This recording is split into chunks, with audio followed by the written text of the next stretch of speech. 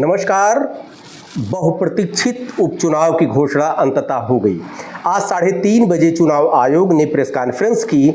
उसमें 13 नवंबर को उपचुनाव होना है, लेकिन सबसे आश्चर्यजनक बात है कि मिल्कीपुर जो हॉट सीट है अयोध्या की, उसका उपचुनाव टाल दिया गया। आखिर क्यों? बहुत बड़ा सवाल है। ये प्रश्न सबके जहन में है। लोग जानने की कोशिश कर रहे हैं कि आखिर क्या बात है कि मिल्कीपुर का चुनाव टाल दिया गया। अभी एक मैसेज भी मेरे पास आया है कि संभवतः भाजपा के पूर्व विधायक गोरखनाथ बाबा की एक याचिका थी, कोई 2022 का जो चुनाव हुआ था, उसमें उन्होंने सपा प्रत्याशी अवधेश प्रसाद के नामांकन नोटरी में त्रुटि को लेकर याचिका एक दाखिल की थी। शायद उसी पे चूँकि कोर्ट में उसको ये रिट पिटीशन दायर हुई थी, अभी उसका फैसला हाई कोर्ट में आना था। इसी को लेकर शायद इसी याचिका को लेकर ये चुनाव टाला गया। इस पर बात करने के लिए हमारे साथ में हैं राजनीतिक विश्लेषक और पूर्व में कांग्रेस के प्रवक्ता रहे हैं। हालांकि वर्तमान में राजनीतिक विश्लेषक की हैसियत से मिल्कीपुर जो विधानसभा क्षेत्र इनका रहा है, कांग्रेस के प्रवक्ता महत्वपूर्ण पदों पर रहा है। मिल्कीपुर विधानसभा के ये स्थानीय निवासी भी हैं। पवन कुमार पांडे जी, आप वरिष्ठ अधिवक्ता भी हैं, विधि विशेषज्ञ भी कह सकते हैं, राजनीति मामलों को इलाहाबाद यूनिवर्सिटी के पूर्व आप छात्र रहे हैं, छात्र राजनीति भी आपने किया है। सर पांडे जी, हमारी आवाज़ जा रही है आप तक? जी। पांडे जी, ये क्या हो गया? अंत में बहुप्रतीक्षित घोषणा भी हुई और उसके बाद चुनाव आयोग ने मिल्कीपुर सीट, आपकी सीट को छोड़ दिया। आखिर क्यों? आपसे ऐसी खुन्नस क्यों? कारणों से उत्तर प्रदेश की 10 विधानसभाएं रिक्त हुई थी और सभी पर चुनाव तय था, होना था। संवैधानिक प्रावधान है कि सीट रिक्त होने के 6 महीने के अंदर वहां पर निर्वाचन हो जाना चाहिए। ये मिल्कीपुर विधानसभा उपचुनाव की घोषणा इसलिए नहीं हो सकी क्योंकि एक संवैधानिक, एक कानूनी, एक वैधानिक अड़चन आ गई है।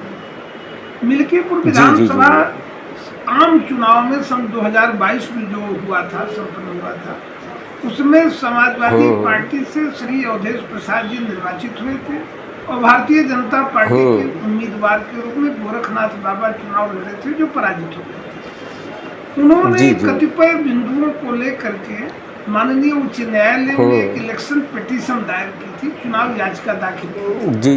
कुछ आधार लिए होंगे।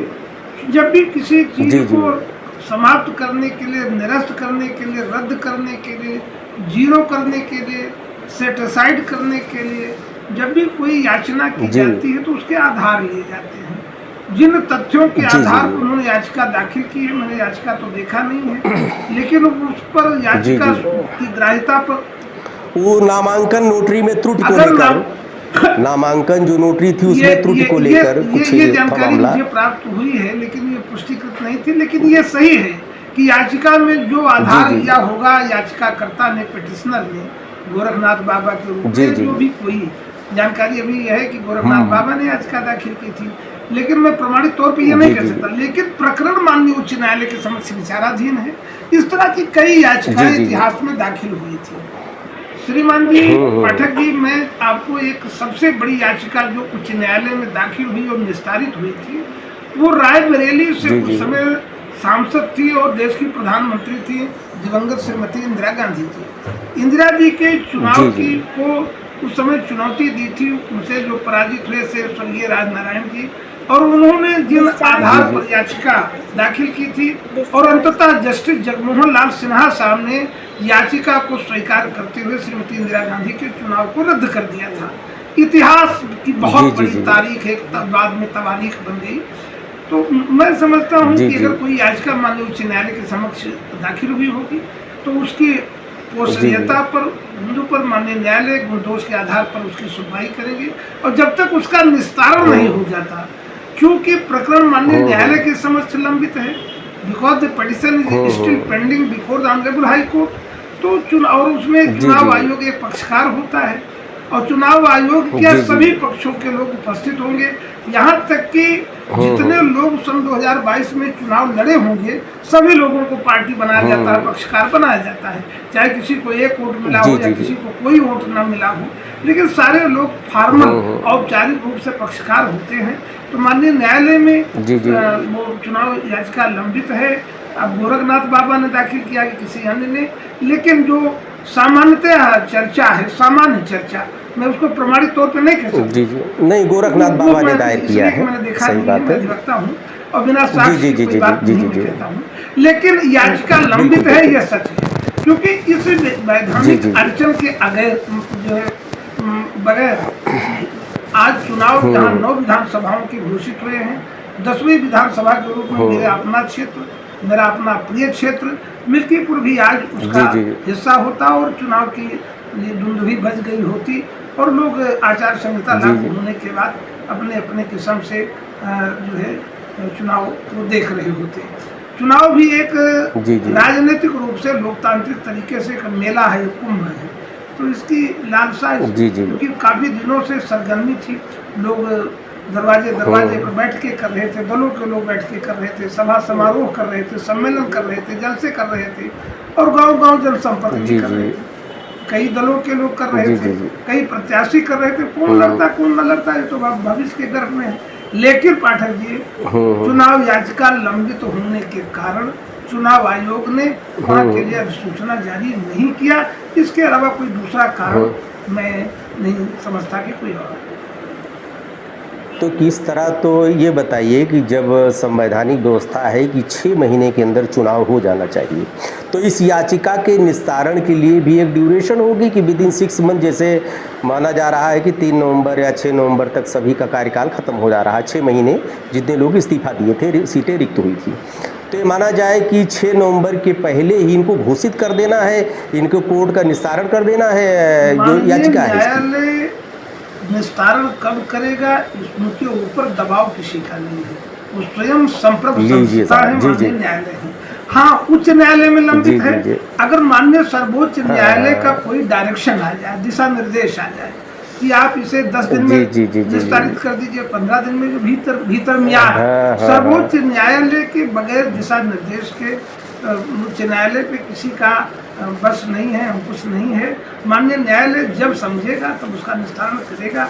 इतना सही है कि चुनाव आयोग यदि चाहे तो एक पूरक प्रार्थना पत्र देकर माननीय न्यायालय से याचना कर सकता है। इससे श्रीमान जी एक वैधानिक स्थिति यह उत्पन्न हो गई है और सीट रिक्त है।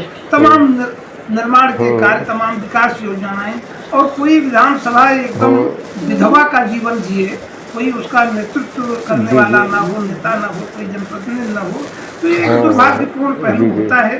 तो माननीय न्यायालय की समझ ये याचना कोई भी पक्षकार कर सकता है।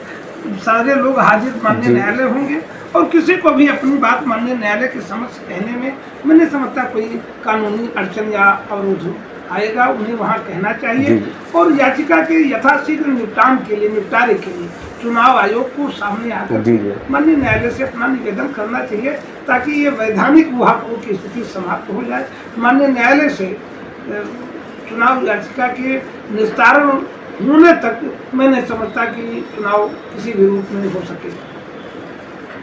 जी, इसका मतलब ये है कि 6 महीने का जो ड्यूरेशन है वो भी डिपेंड करता है कि कोर्ट को, चूंकि सर्वोपरि हमारे यहाँ न्यायालय से बड़ा कोई नहीं, और ये मामला चूंकि चुनाव आयोग और माननीय उच्च न्यायालय के बीच का है, इसलिए किसी को टिप्पणी इस पर करने का भी कोई अधिकार नहीं। ये मामला माननीय न्यायालय और पक्षकारों के बीच का है, माननीय न्यायालय पक्षकारों पे, लेकिन पांडे जी, एक विपक्ष को तो ये मौका मिल ही गया कि अभी कुछ चैनलों में देख रहा था इस पर सोशल मीडिया पे कि इससे अवधेश प्रसाद से डर गए, जो है डर के कारण जो है इस तरह की गैर जिम्मेदाराना टिप्पणी करने वाले नासमझ लोग हैं।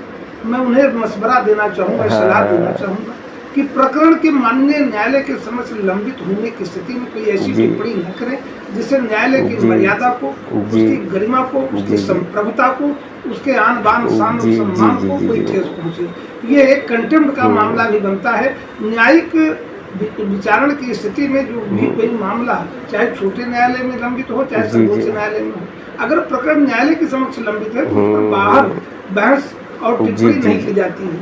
पक्षकारों के बीच सुलह समझौते जी, के जी। प्रयास होते हैं। राम जन्मभूमि का प्रकरण माननीय न्यायालय के समक्ष लंबित था, लेकिन पक्षकारों के बीच सुलह समझौते की बात चल रही थी, बहस चल रही थी, संवाद चल रहा था, मेलजोल चल रहा था, बैठकें चल रही थी।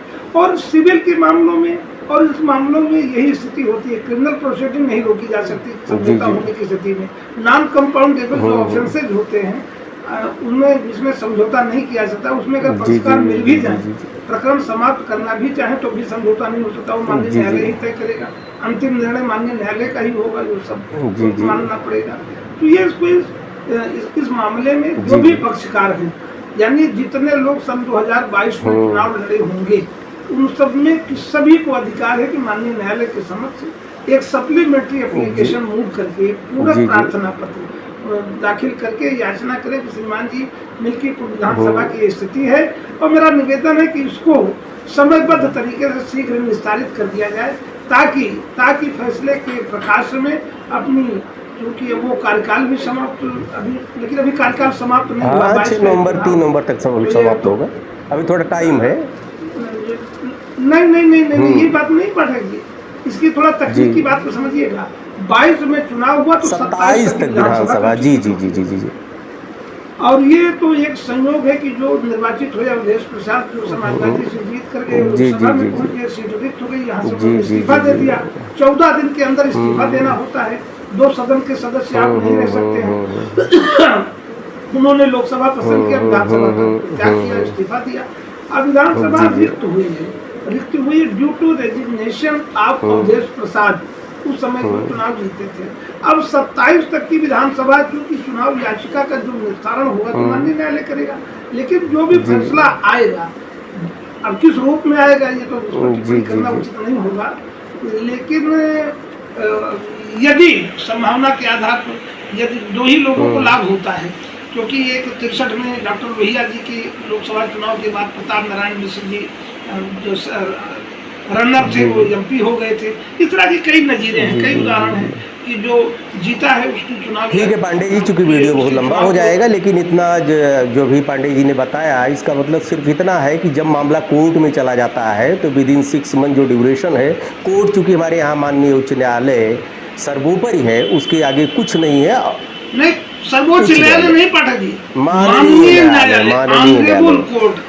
न्यायालय सर्वोपरि है। मैं एक बात स्पष्ट कर दूं, विधायिका का कार्य है कानून का निर्माण करना, कार्यपालिका की जिम्मेदारी है उसका पालन सुनिश्चित कराना। लेकिन ऐसी स्थिति में जब कोई लीगल इशू ऐसा कंट्रोवर्शियल बन जाए तो उस पर माननीय उच्च न्यायालय को, माननीय सर्वोच्च न्यायालय को विधि बनाने का, व्यवस्था देने का, लॉ एस्टेब्लिश करने का असीमित इनहेरेंट पावर बोलते हैं। 226 में माननीय हाई कोर्ट को कॉन्स्टिट्यूशन ऑफ इंडिया को, सर्वोच्च न्यायालय को 132 में 34 में कॉन्स्टिट्यूशन ऑफ इंडिया में इनहेरेंट पावर है। किसी भी बिंदु पर, कानूनी बिंदु पर, लीगल इशू पर असीमित अधिकार, अधिकार, अद्वितीय अधिकार। तो माननीय न्यायालय के फैसले का लोग इंतजार करें। और जो उत्साही लोग चुनाव लड़ना चाहते थे या चुनाव में भाग लेना चाहते थे, जिस भी भूमिका में, समर्थक प्रचारक की भूमिका में, मतदाता की भूमिका में, उन्हें अपने इन लोगों से कहना चाहिए, विशेषकर पक्षकारों से जो माननीय न्यायालय के समक्ष पक्षकार हैं, जो माननीय न्यायालय के सामने अपनी ग्रीवांसेस की दरख्वास्त करें। माननीय न्यायालय ही इस पर फैसला लेगा। वही सक्षम है, वही समर्थ है, वही सबल है और वही ठीक पांडे जी। देखिए, अब सारी चीज़ें तो स्पष्ट हो गई, चूँकि मामला न्यायालय में है, इसलिए हम न टिप्पणी कुछ कर सकते हैं। और जो विपक्षी लोग ये कह रहे हैं कि डर के कारण या भय के कारण जो है ये चुनाव आयोग नहीं, चुनाव आयोग चूँकि हमारे यहाँ एक संवैधानिक संस्था है, उच्च न्यायालय से बढ़कर कोई नहीं, इस पर टिप्पणी करना एक कंटेम्प्ट ऑफ कोर्ट के दायरे में आएगा, न्यायिक अवमानना में आएगा। इसलिए पाठक जी एक बात और स्पष्ट कर दूं, ये राजनीतिक टिप्पणी होगी और मुझे किसी तरह के न देखा जाए कि जो लोग 2 ही प्रकार के विचार आ रहे हैं, अवधेश प्रसाद समर्थक अगर ये प्रचार कर रहे जी, हैं जी। उनसे डर गए, तो अवधेश प्रसाद 17 में चुनाव हारे भी थे, इतने बड़े रणबांकुरे तो है नहीं, जी, तो हारे जी, नहीं जी। जा सकते। और भारतीय जनता पार्टी अगर ये कहे कि भाई हम तो हमारा बहुत बड़ा माहौल बन गया था, मैं हाँ, जीतने हाँ। जा रहा था, तो जी, 22 जी, में जी, आप भी जी, हारे जी, थे। जी। तो ऐसी स्थिति में ये लोकतंत्र है और राजनीति का खेल जी, जी, जी, अभूतपूर्व, जी, जी। कभी वह भूतपूर्व, कभी जी, जी, ये जी। भूतपूर्व। तो श्रीमती इंदिरा जी चुनाव हारी, बहुत बड़े बड़े लोग चुनाव हारे। यहाँ प्रधानमंत्री एच डी देवेगौड़ा तीसरे नंबर पर चले गए, देश के जी। प्रधानमंत्री रहे हैं। तमाम मुख्यमंत्री हारे, माननीय योगी महाराज जी के स्वयं जनपद गोरखपुर में इतिहास में पहली बार पाठक जी, इसको आप में लैंडमार्क जो है डेमोक्रेटिक एक्सपेरिमेंट कह लीजिए, एक बड़ा ही स्मरणीय तो है कि वहाँ से विधानसभा का चुनाव उत्तर प्रदेश के मुख्यमंत्री बाबू त्रिभुवन नारायण सिंह TN सिंह जी लड़े थे, और हमारे कांग्रेस के युवा कांग्रेस के एक साथी रामचंद्र द्विवेदी से चुनाव हार गए थे। माननीय मुख्यमंत्री रहते हुए इसी गोरखपुर से लोग जी, जी, चुनाव जी। हारे हैं। तो इसलिए चुनाव की इस पर जीतने कोई और टीका हारने टिप्पणी से नहीं की जा सकती। लोकतंत्र के पांडे जी, प्रभाव- वीडियो बहुत बड़ा होगा, इसलिए आप यहीं पर विराम देंगे, फिर आगे चर्चा करेंगे। ढेर सारी शुभकामना आपको, आपने समय दिया, इसके लिए धन्यवाद आपको। ठीक है, धन्यवाद, धन्यवाद। नमस्कार।